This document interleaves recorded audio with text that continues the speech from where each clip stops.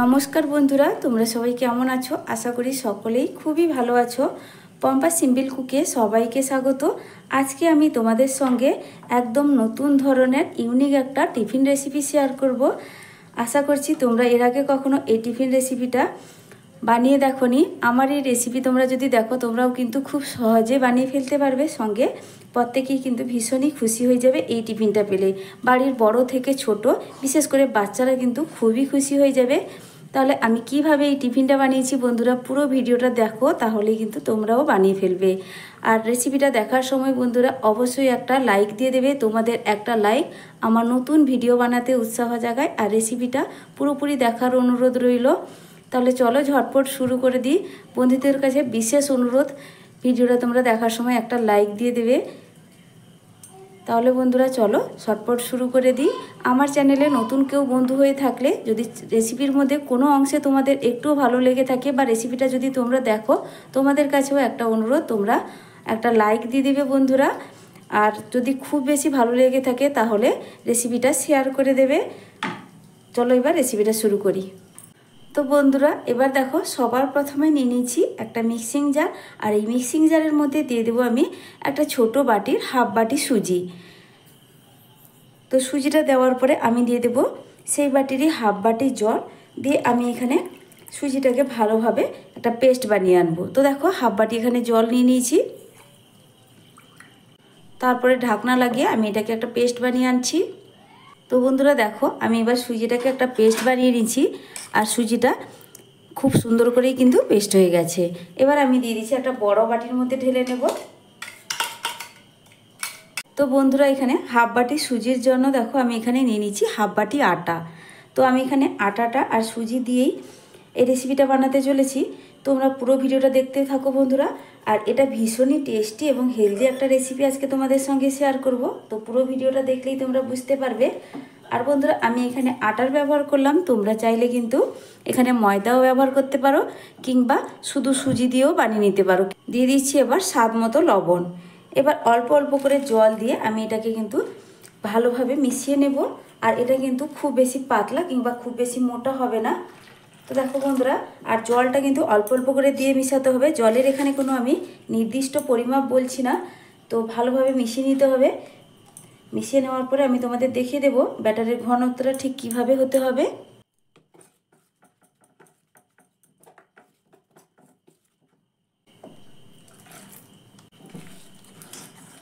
আর জলটা কিন্তু অল্প অল্প করে দিয়ে বারে বারে অল্প অল্প করে জল দিয়ে কিন্তু এটাকে মিশিয়ে নিতে হবে। তো বন্ধুরা এই রেসিপিটা এতটাই দুর্দান্ত হয়, প্রত্যেকেই কিন্তু ভীষণই পছন্দ করবে। বাড়ির বড় থেকে ছোট, কিংবা হঠাৎ কেউ বাড়িতে গেস্ট এসে পৌঁছালে তোমরা এই রেসিপিটা কিন্তু বানিয়ে দিতে পারো। সবাই কিন্তু খেয়ে অবাক হয়ে যাবে যে এতটাই টেস্টি রেসিপি কী করে, কোথা থেকে বানানো শিখলে। তো দেখো খুব সুন্দর করেই কিন্তু আমি মিশিয়ে নিচ্ছি। আর এটা কিন্তু একদম একটা মসৃণ ব্যাটার করতে হবে। এর মধ্যে কোনো যেন লাম্পস বা দলা না থাকে, সেদিকে কিন্তু লক্ষ্য রাখতে হবে। তো জলটা কিন্তু অল্প অল্প করে দিয়ে বারে বারে আমি জলটা দিচ্ছি আর ভালোভাবে কিন্তু মিশিয়ে নিচ্ছি। তো বন্ধুরা এখানে কিন্তু ভালো করেই আমার মেশানো হয়ে গেছে তোমাদের সঙ্গে কথা বলতে বলতে। তো এবার চলো এটাকে আমি ঢাকা দিয়ে রেখে দিচ্ছি। তার মধ্যে একটা পুর আমি বানিয়ে নেব। তো বন্ধুরা তারপরেই দেখো গ্যাসে আমি একটা ফ্রাইং প্যান বসিয়ে দিয়েছি। আর ফ্রাইং প্যানের মধ্যে দিয়ে দেব সাদা তেল। আর সাদা তেল এখানে আমি 1 টেবিল চামচ মতো দিয়ে দিচ্ছি, খুব বেশি কিন্তু দেব না প্রথমে। তারপরে দিচ্ছি এই রেসিপির মধ্যে যেটা স্পেশাল সব থেকে মেন উপকরণ, যেটা দিয়ে আমি আজকে এই রেসিপিটা বানাতে চলেছি, একদম আলাদা রকম। তো তার জন্য দেখো আমি এখানে নিয়েছি সিমই। তো এটা রোস্টেড সিমই নিয়েছি। আর এই সিমই 20 টাকার প্যাকেটটা। তো এইখান থেকে আমি অর্ধেক পরিমাণ দিয়ে দেবো, পুরোটা কিন্তু দেবো না। তো পরিমাণটা বাড়াতে চাইলে তোমরা কিন্তু পুরোটাই দিয়ে দিতে পারো, তবে আমি খুব বেশি পরিমাণে বানাবো না। তো এই অর্ধেক পরিমাণ দিয়েও কিন্তু অনেকটা পরিমাণ হয়ে যাবে। তো এবার দেখো আমি অর্ধেক পরিমাণ এইভাবে ভেঙে দিয়ে দিচ্ছি।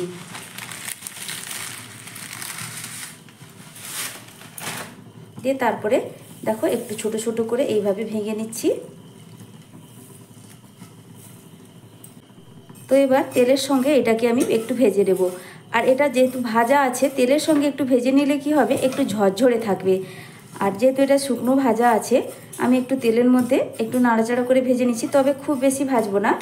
আমি 1 থেকে 1.5 মিনিট মতো একটু উল্টে পাল্টে ভেজে নিচ্ছি। আর গ্যাসের ফ্লেমটা কিন্তু একদম লোতেই রেখেছি, যেহেতু এগুলো একদম সরু সিমই পুড়ে যাওয়ার সম্ভাবনা থাকে, তার জন্য কিন্তু গ্যাসের ফ্লেমটা একদম লোতে রেখে এগুলোকে হালকা একটু ভেজে নিতে হবে।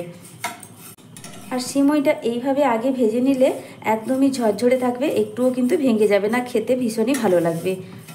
তো দেখো হালকা একটু কালারটা চেঞ্জ হয়ে গেছে, আমি কিন্তু এর থেকে বেশি আর ভাজবো না, এগুলোকে এবার তুলে নিতে হবে।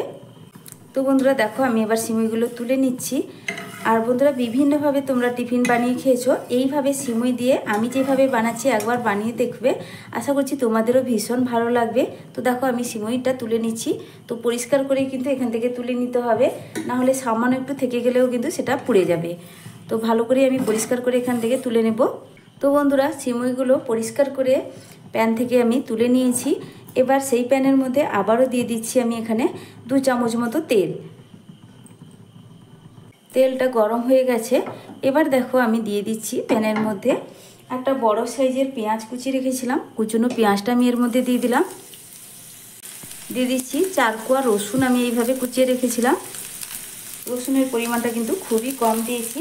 আর দিয়ে দিচ্ছি সামান্য একটু আদা গ্রেট করা। তো এবার পেঁয়াজ আদা রসুনটাকে প্রথমে হালকা একটু ভেজে নেব। তো পেঁয়াজটাকে কিন্তু খুব বেশি ভাজার প্রয়োজন নেই, হালকা করে একটু ভেজে নিলেই হয়ে যাবে। আদা রসুনের হালকা একটু গন্ধটা চলে গেলেই কিন্তু হয়ে যাবে। এবার হালকা করে ভেজে নেওয়া হয়ে গেছে আমার। তারপরেই দিয়ে দিচ্ছি দেখো কিছু সবজি আমি এখানে নিয়ে নিয়েছি। আর সবজির মধ্যে এখানে আমি ঘরে থাকা কিছু সবজি সেইগুলো নিয়ে নিয়েছি। তো তার মধ্যে বাঁধাকপি নিয়েছি সামান্য একটু, তো পরিমাণটা কিন্তু খুবই কম, অল্প একটু বাঁধাকপি কুচানো দিয়ে দিলাম। তো বাঁধাকপিটা কিন্তু একদম সরু সরু করেই কেটে নিয়েছি। তারপরে দিয়ে দিচ্ছি সামান্য একটু বিনসটাকেও কিন্তু একদম দেখো মিহি করে কুচিয়ে নিয়েছি।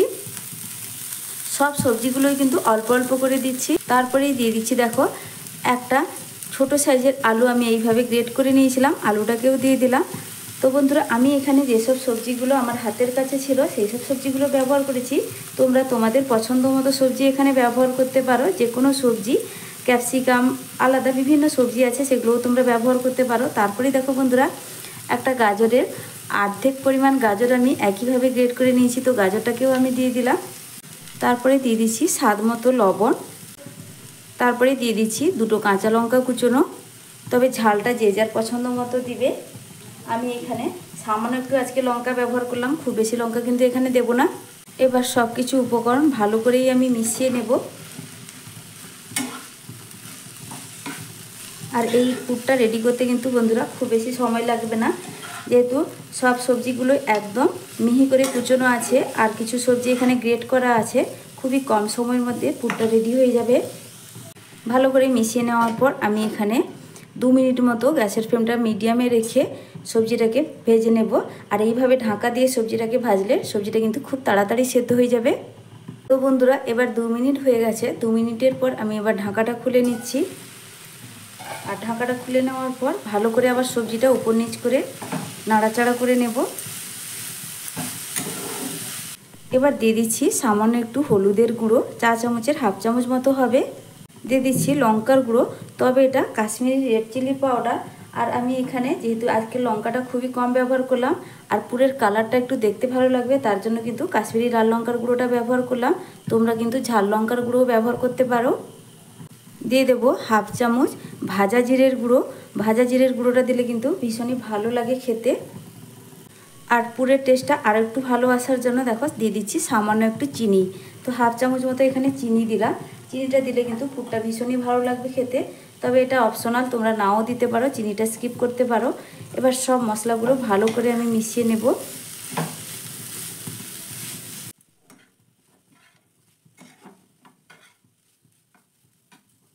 সবজিগুলো এখানে ভালো করেই মেশানো হয়ে গেছে। আর সবজিগুলো এখানে আমার 70% মতো সেদ্ধ হয়ে গেছে। তারপরেই দেখো বন্ধুরা দিয়ে দিচ্ছি এখানে আমি যে সিমইটা ভেজে রেখেছিলাম, এবার সিমইটা এর মধ্যে দিয়ে দেব। সিমইটা দেওয়ার পর সবজির সঙ্গে ভালো করে আমি এইভাবে মিশিয়ে নিচ্ছি প্রথমে। তারপরে এখানে সামান্য একটু জল ব্যবহার করব, খুব বেশি জল না।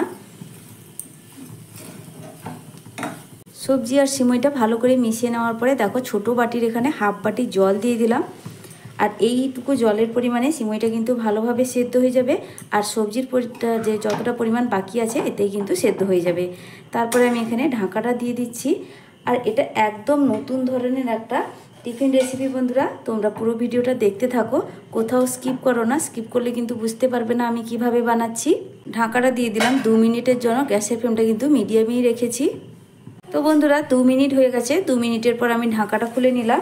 আর দেখো এর মধ্যে কিন্তু একদমই জল নেই, পুরোপুরি শুকিয়ে গেছে, আর সবজিটাও কিন্তু ভালো করে সেদ্ধ হয়ে গেছে, আর সিমইটাও কিন্তু একদম ঘেঁটে যায়নি, একদম ঝরঝরে আছে।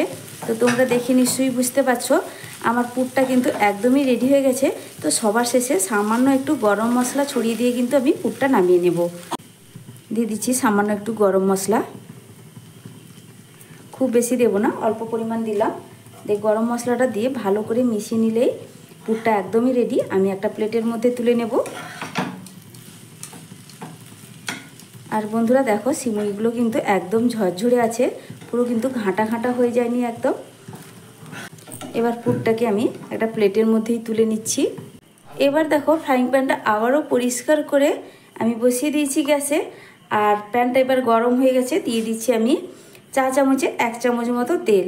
তো খুব বেশি কিন্তু এখানে তেল লাগে না বন্ধুরা, দেখো একদম কিন্তু অল্প পরিমাণ তেল দিলাম। এবার তেলটা কিন্তু চারদিকে আমি ছড়িয়ে দেব। তবে তোমরা এইটুকু তেলও যদি না দিতে চাও না দিবে, সামান্য একটু তেল নিয়ে ব্রাশ করে দিলেও কিন্তু হয়ে যাবে। এবার দেখো আমি যে এখানে সুজির আর আটার গোলাটা বা ব্যাটারটা রেডি করেছিলাম, আবারও ভালো করে একবার মিশিয়ে নিচ্ছি, কারণ কিছুক্ষণ থেকে গেছিলো, এটা কিন্তু নিচের দিকে জমাট হয়ে গেছিলো। তো ভালো করেই আমারও মিশিয়ে নিতে হবে আমাকে। আর যতবারই 1 হাতা করে এইভাবে ব্যাটার দেবো, বারে বারে বানানোর সময় এইভাবে উপর নিচ করে একবার করে মিশিয়ে নেবে, তাতে খুবই ভালো হবে। তো দেখো 1 হাতা করে ব্যাটার এর মধ্যে দিয়ে দিলাম। ব্যাটারটা দেওয়ার পর আমি একটু প্যানের হাতলটা ধরে এইভাবে একটু ঘুরিয়ে নেব।